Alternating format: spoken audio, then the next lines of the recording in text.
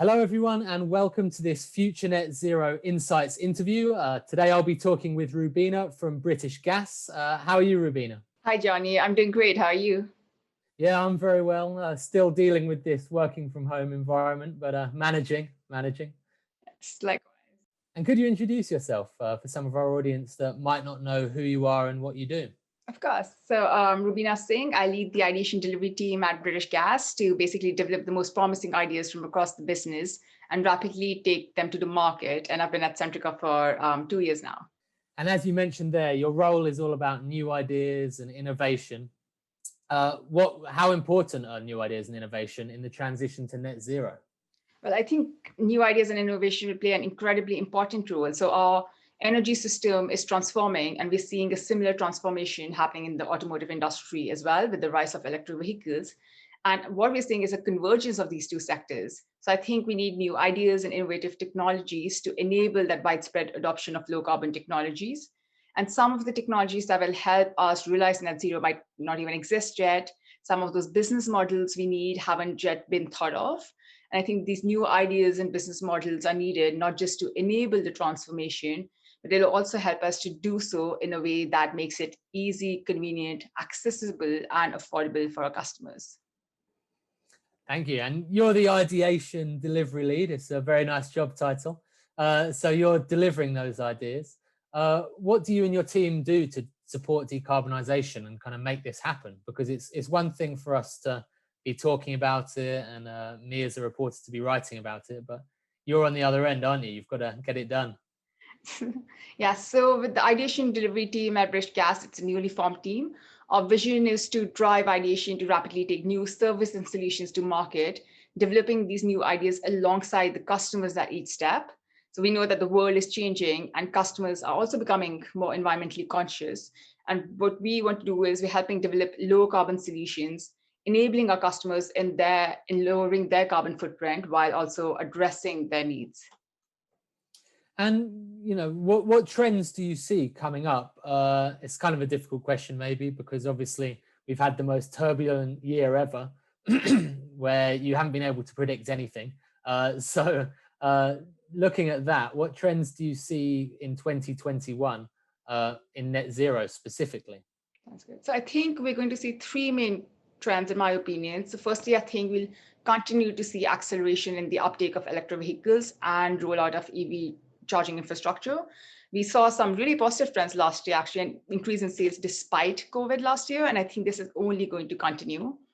The second trend I think we'll see is further scaling up of renewable energy technologies.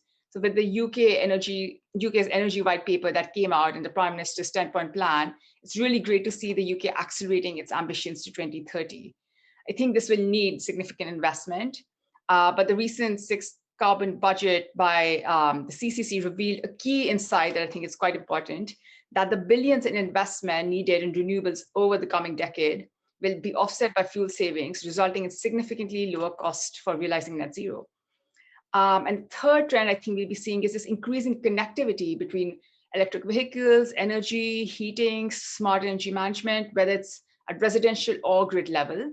And as we see this increasing convergence of the energy and transport sectors, I think there's a big opportunity for us to decarbonize both of them simultaneously, while also creating a well-functioning and integrated system of the future. And I'm also really looking forward to the COP26 summit this year. And I'm really hoping to see countries from across the globe come together to boost the ambitions for climate action and maybe further accelerate their decarbonization plans.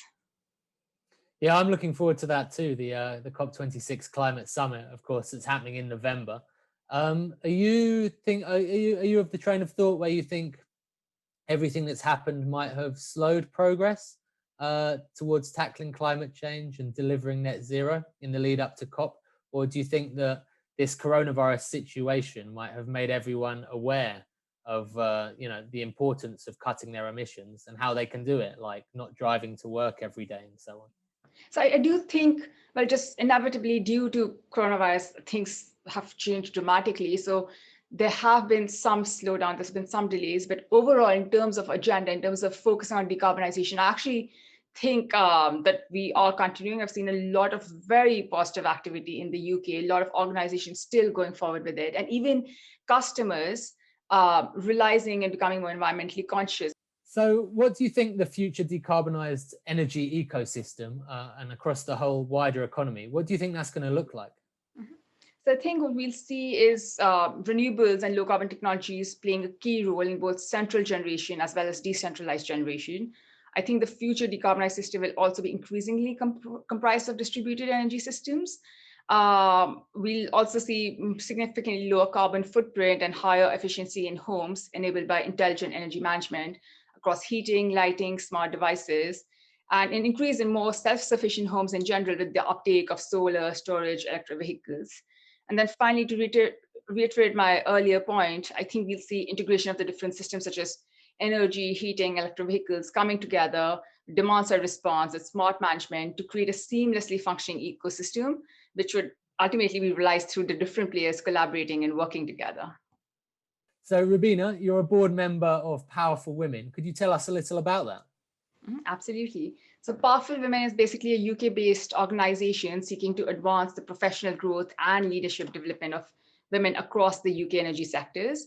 And we work across a few different areas. Basically, what we've done is set targets of 40% middle management representation by 2030 and having 30% of executive board positions to be female by 2030. So then we work with organizations across industry as well as individuals to help us get there and achieve more balanced, more balanced energy industry.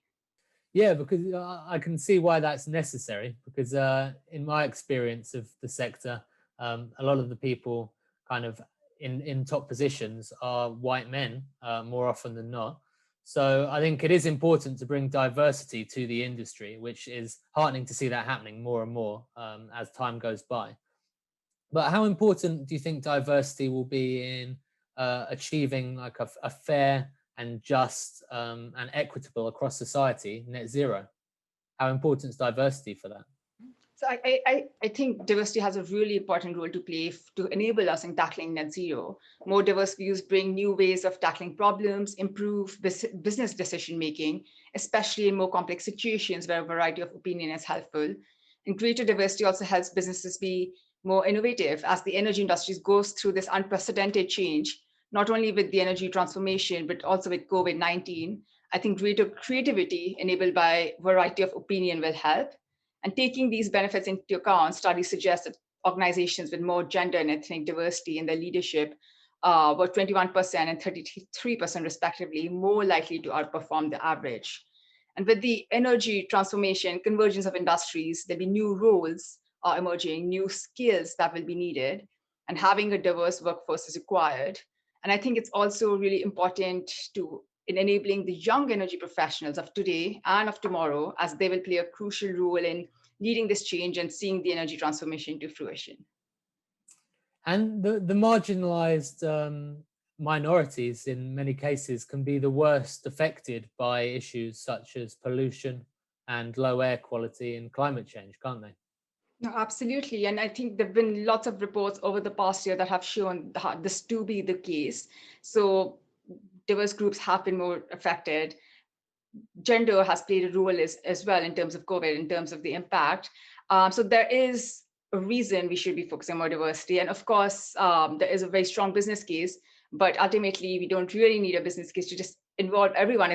We're at a very exciting junction for the energy sector. There's so much going on. And I think we need all hands on deck. So let's get everyone involved and build this up together.